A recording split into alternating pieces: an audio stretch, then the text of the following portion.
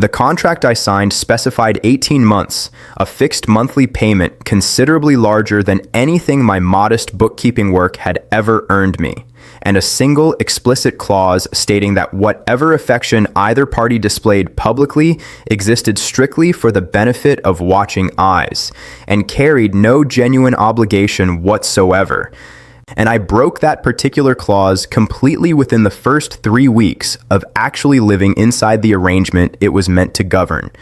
My name was Milo Vance, and I met Sebastian Kane through a discreet employment broker who specialized in exactly the kind of unusual arrangement his particular situation required, a decoy marriage constructed to satisfy the terms of his late father's will, which stipulated that Sebastian could not fully inherit control of the Kane organization until he had formally bonded, a condition his father had apparently included, believing it would force his notoriously private, workaholic son into finally building a genuine life outside the business.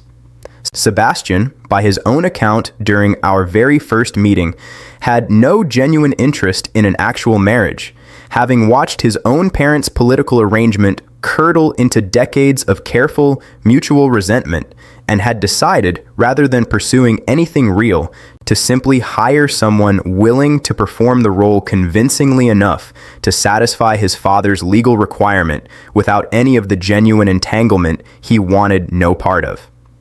I need someone capable of appearing genuinely devoted in public while understanding entirely that nothing between us actually is, he explained during that first careful, formal interview in his private study.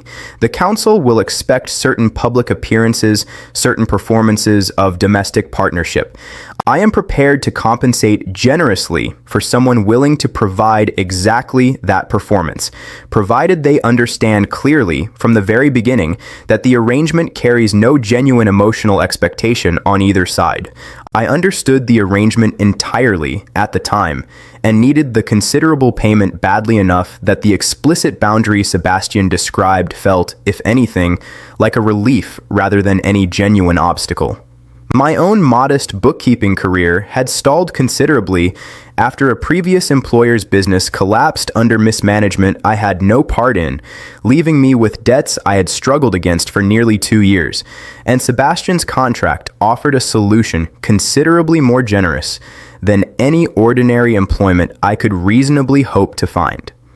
I had found the discreet employment broker through a distant cousin who worked adjacent to the territory's wider business circles, a woman who understood exactly the kind of unusual arrangements powerful families occasionally required and who had, over years of careful, confidential placement, built a reputation for matching discretion with genuine competence. She had warned me, before ever securing the initial interview, that arrangements of this particular kind carried their own specific risks, public scrutiny, the genuine strangeness of performing intimacy for an audience while maintaining strict private distance, and the difficult adjustment of returning, eventually, to an ordinary life once the contract's fixed term concluded. You should understand this isn't simply generous compensation for easy work, she told me during our own preliminary conversation. Whoever eventually hires you will expect complete, convincing performance in public and potentially in more private settings as well, depending on the specific terms they require. I would ask you to consider carefully whether you're prepared for exactly what that performance demands before I forward your information to any potential match. I considered her warning seriously, weighing it against 2 years of mounting debt and the particular exhaustion of watching every modest paycheck disappear into obligations that predated my own involvement in the business that created them. I decided, in the end, that whatever discomfort the arrangement's unusual demands carried, it remained considerably more bearable than continuing to struggle under debts I had no realistic path toward otherwise resolving. I need something that pays enough to actually address my situation, I told her. I understand the specific demands. I am prepared to meet them. I can perform whatever public role this requires, I told him, with the confidence I mostly meant at the time. I understand the boundaries clearly. This is simply a professional arrangement, nothing more. Sebastian studied me for a long moment across his desk, something careful and assessing in his composed expression that I would come to recognize over the following months as his default manner of evaluating anyone he hadn't yet decided to genuinely trust. "Then we understand each other," he said finally. "The contract specifies 18 months, after which the council will consider my father's condition fulfilled regardless of whether we continue any arrangement beyond that period. I will expect you to move into my estate for the duration, to maintain a convincing public appearance of genuine partnership, and to understand that whatever passes between us in private remains entirely separate from whatever performance the wider world observes." I signed that contract within the week, moving my modest belongings into a private wing of Sebastian's considerable estate with the particular practical detachment I had trained myself to maintain throughout 2 difficult years of financial struggle, telling myself with complete sincerity that the arrangement's explicit boundaries would make maintaining genuine professional distance considerably easier than any ordinary employment situation might have required. I was wrong about that within the very first month. The formal wedding itself, staged before the territory's governing council, and a modest gathering of business associates whose approval Sebastian's father's will apparently required, proceeded with the particular efficient precision I would come to understand characterized nearly everything Sebastian personally oversaw. I wore formal attire he had arranged through his own household staff, spoke vows we had both rehearsed carefully in advance to sound genuine without either of us actually meaning the specific words, and watched throughout the entire ceremony Sebastian's composed, unreadable expression give nothing away to the assembled witnesses about the arrangement's actual transactional foundation. "It is done," he told me, once the ceremony had concluded and the modest reception had begun to disperse. The council's representative confirmed the bonding satisfies my father's specific condition. We need only maintain the appearance of genuine partnership for the contract's remaining duration. "I understand," I told him, settling into what I believed would be a straightforward 18 months of professional performance in exchange for considerable badly needed compensation. The estate itself proved considerably larger and more formal than anything my own modest upbringing had prepared me to navigate comfortably, and Sebastian, in those first weeks, maintained the careful, professional distance our contract specified with an almost rigid consistency. Our interactions limited mostly to the practical logistics our public performance required, which social gatherings demanded our joint attendance, which household staff needed briefing on our public arrangements' specific parameters, which particular gestures of domestic affection our public appearances would require us to convincingly display. There was a particular awkward evening during my very first week in that unfamiliar grand estate, when I lost my way entirely trying to locate the modest guest wing assigned to me, wandering for nearly 20 minutes through hallways considerably more elaborate than anything I had ever navigated before, finally admitting defeat and knocking on the nearest occupied door for directions. Sebastian himself answered, clearly having just concluded some late evening business correspondence, and rather than the brisk transactional courtesy I expected, he personally walked me the considerable distance back to my own quarters, offering small, practical observations about the estate's layout that felt, even in that early awkward week, considerably more considerate than our purely professional arrangement strictly required. "You'll manage this place considerably faster than I initially did myself," he told me during that first accidental walk together. I confess I got lost regularly during my own childhood here, before I finally memorized every particular turn. That small, unexpected kindness stayed with me through the following days, a modest crack in the careful professional formality I had otherwise expected our entire arrangement to maintain. It was during those careful, formal early weeks that I began noticing, almost despite myself, small details about Sebastian that our purely transactional arrangement had given me no genuine reason to notice at all. The particular way his composed authority softened, almost imperceptibly, whenever he interacted with the estate's oldest household staff, people who had clearly served his family for decades and toward whom he showed a genuine, if carefully understated, warmth. The methodical, almost meditative focus he brought to reviewing correspondence each evening, a discipline that felt, watching it repeatedly, considerably more like genuine dedication than mere professional obligation. The rare, unguarded moments when something genuinely amused him during our carefully scripted public appearances, moments when his composed public mask slipped just enough to reveal a warmth I understood, even then I had no legitimate reason to find as genuinely appealing as I increasingly did.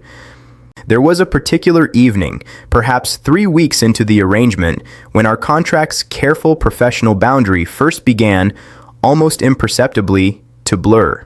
We had attended a formal business gathering that evening, one of the many public appearances our arrangement required, and Sebastian, in the careful performance of domestic partnership our contract specified, had rested his hand at the small of my back throughout much of the evening.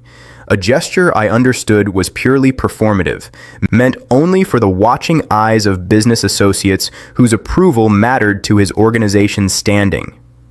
We returned to the estate that same evening in a car considerably quieter than the performance we'd just maintained, both of us settling into the particular exhausted silence that followed hours of careful public pretense. It was Sebastian who broke that silence first, his voice carrying something I hadn't yet heard from him during our careful professional weeks together. "You performed that particular gathering considerably more convincingly than I initially expected," he observed, something almost curious in his careful, composed tone.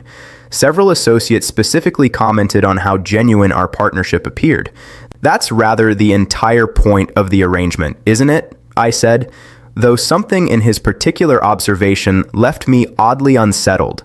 A small, unexamined disappointment at hearing our evening together reduced entirely to successful performance.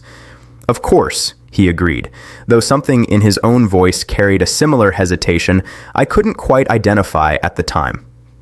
I did not fully understand, that particular evening, exactly how thoroughly our careful contractual boundary had already begun eroding on both sides, both of us maintaining the fiction of purely professional distance, while something considerably more genuine had already begun building quietly underneath it.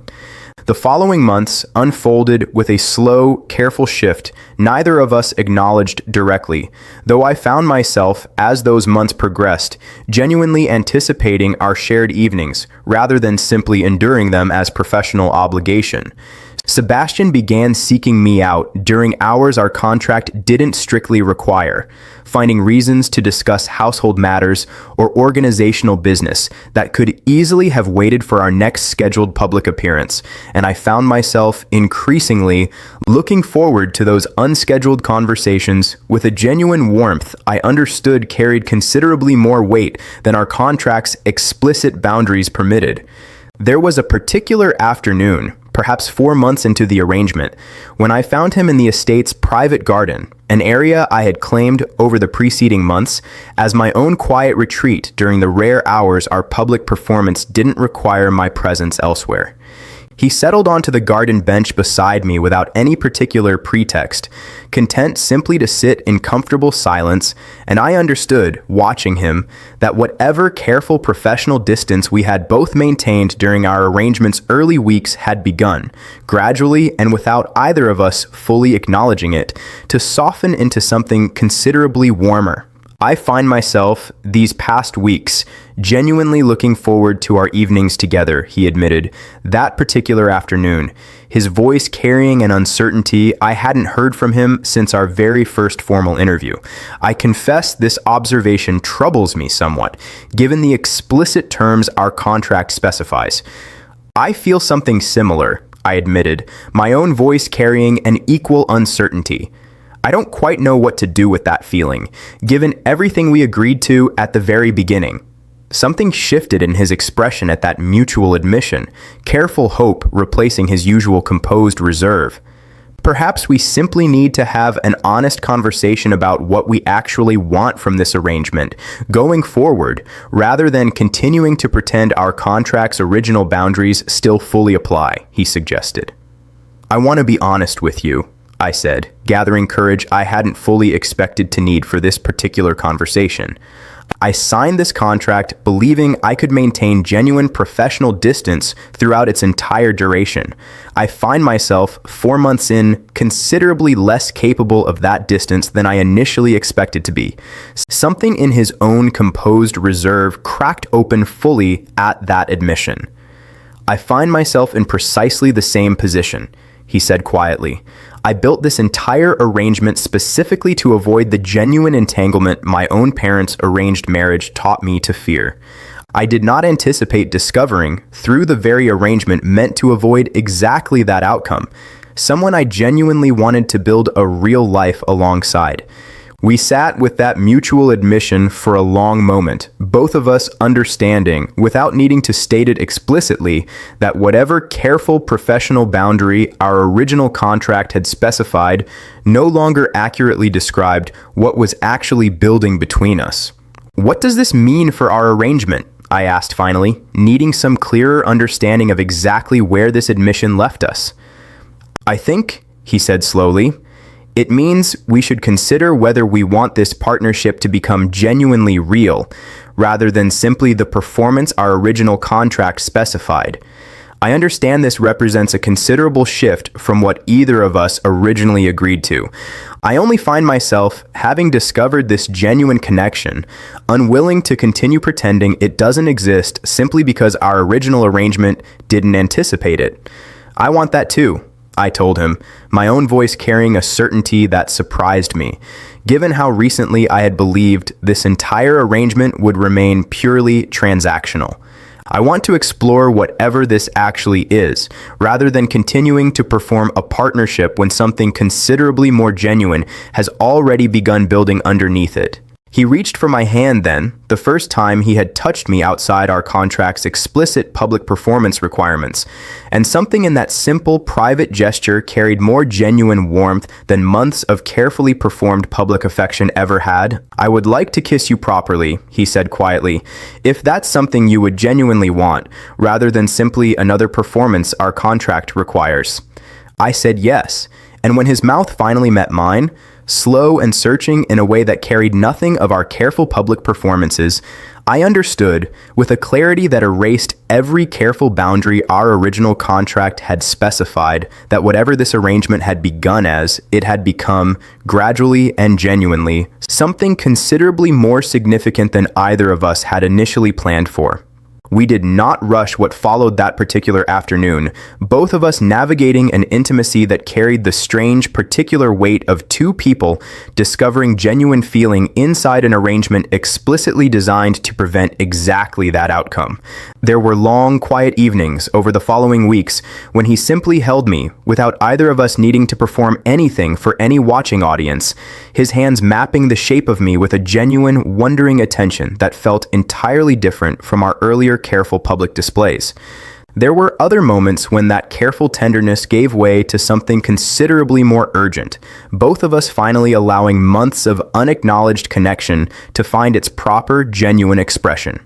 I remember waking beside him some mornings during that particular period of newly acknowledged connection, watching him still asleep in the early light with an attention I hadn't fully permitted myself during our careful public performances, noticing small, genuine details I'd apparently absorbed without conscious awareness even during our most guarded professional weeks.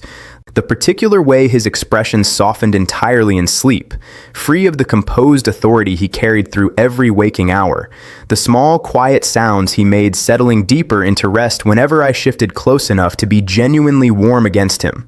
I keep waiting for this to feel like a performance, I admitted to him quietly one such morning, tracing an idle pattern along his bare shoulder. Months of our contract insisted it should. It simply doesn't, not anymore. Perhaps that's its own kind of answer, he said, catching my hand and pressing a slow kiss against my palm. Whatever careful boundaries we both built around this arrangement, this is the first thing in either of our lives that has felt entirely uncomplicatedly genuine, and I find I trust that feeling considerably more than any contract's original careful terms. I want to be honest about something else, Sebastian told me one evening, some weeks into our newly acknowledged genuine connection, finding me in his private study considerably later than our contract's original schedule required. My father's will specified the marriage condition, believing it would force me into building a genuine life. I resented that condition for years, viewing it as an unwelcome intrusion into decisions I believed should remain entirely my own. I find myself discovering what has actually grown between us these past months, considerably more grateful for his particular stubbornness than I ever expected to feel. Perhaps he understood something about you that you didn't yet understand about yourself, I suggested. Perhaps, he agreed, something warm and genuine in his expression.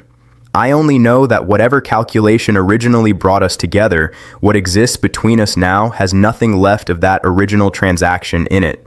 The household staff, once our relationship shifted from careful public performance into genuine private connection, reacted with a warmth that surprised me considerably, given how thoroughly they had initially understood our arrangement's purely transactional origin.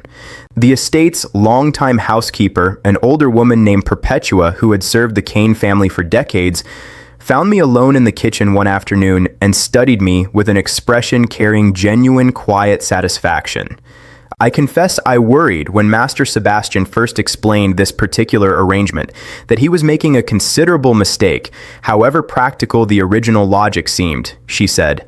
I have served this family long enough to have watched his own parents' arranged partnership curdle into something neither of them ever wanted. Watching the two of you these past months, I find myself considerably more optimistic about how this particular story is actually unfolding. That particular optimism faced its first genuine test some weeks later, when a distant Kane relative named Cordelia, who had long harbored her own ambitions of arranging a more politically advantageous marriage for Sebastian, learned of the contract's original transactional foundation and recognized an opportunity to disrupt what she viewed as an unsuitable, beneath his station partnership. Cordelia had, I learned later through Perpetua's own careful account, spent years quietly positioning her own goddaughter as a potential match for Sebastian, a considerably more politically advantageous alliance that would have secured her own family's standing within the wider Kane organization's business dealings. Sebastian's father's death and the subsequent legal condition requiring a bond had temporarily disrupted that particular ambition, and Cordelia had apparently spent the intervening months since our own contract's beginning quietly investigating exactly how genuine our partnership actually was, waiting for precisely the right moment to press whatever advantage that investigation eventually revealed. She approached me directly one afternoon, finding me alone in the estate's library, with a directness that immediately put me on guard. I understand the actual terms of your arrangement with Sebastian, she said without preamble. A paid performance meant only to satisfy his father's legal requirement. I would ask you to consider, before this particular fiction continues any further, exactly what genuine future you believe you actually have with a man whose family expects considerably more strategic advantage from his eventual partnership than whatever affection you've apparently convinced yourself has developed. Whatever exists between Sebastian and myself now has nothing to do with the original contract's terms, I told her, keeping my voice steady despite the genuine unease her confrontation produced. I don't need you to validate its legitimacy. Cordelia's expression carried a cold, calculating satisfaction at my response. Then you won't mind if the wider council learns the true transactional origin of your bond, she said. I suspect several business associates who currently believe they're witnessing a genuine partnership might reconsider their confidence in Sebastian's judgment entirely once they understand the actual foundation this marriage was built on. I confronted Sebastian that same evening, finding him in his private study with an urgency that clearly alarmed him. Cordelia knows the truth about our original arrangement, I told him. She's threatening to expose it to the wider council. Sebastian's expression hardened considerably at that information. She has wanted to arrange a more politically advantageous match for me since before my father's death, he said. I should have anticipated she would eventually attempt exactly this kind of interference once she learned our own connection had genuinely deepened beyond the contract's original terms. What do we do? I asked. We tell the truth ourselves before she can control the narrative, he said, his voice carrying a certainty that steadied my own genuine anxiety. I am not interested in hiding how this partnership actually began, given how genuinely it has grown into something considerably more significant than its original transactional foundation. I would rather present that full account honestly on our own terms than allow Cordelia to weaponize a partial truth for her own political advantage. The formal gathering Sebastian arranged some days later brought together the same business associates and council representatives who had witnessed our original wedding, and I stood beside him considerably more nervous than I had been even during that first formal ceremony as he addressed the assembled gathering directly. I want to be transparent about something several of you may already suspect, given Cordelia's recent efforts to spread partial information, he said, his voice carrying the composed authority I had come to know so well over the preceding months. My marriage to Milo began as a contractual arrangement designed specifically to satisfy my father's legal condition without the genuine entanglement I believed at the time I had no interest in pursuing. What began as that transactional arrangement has, over these subsequent months, become something considerably more genuine than either of us originally intended, a real partnership built on actual affection rather than any political calculation. I feel similarly, I said, when several curious eyes turned toward me. I signed this contract needing the compensation it offered, believing I could maintain complete professional distance throughout its duration. I found instead someone I have come to genuinely love, and I do not consider that discovery any less legitimate simply because of how our partnership originally began. Cordelia, standing near the back of the assembled gathering, attempted one final challenge. A partnership built on paid performance remains fundamentally illegitimate, regardless of whatever feeling has since developed, she said. The council should properly consider whether this arrangement actually satisfies the genuine spirit of your father's original condition. An older council representative, who had known Sebastian's father personally, rose to respond before Sebastian himself could. Your father's condition specified a genuine bond, properly formed, she said, addressing Sebastian directly. I knew him well enough to understand he cared considerably more about his son actually finding genuine happiness than about the specific mechanism through which that happiness eventually arrived.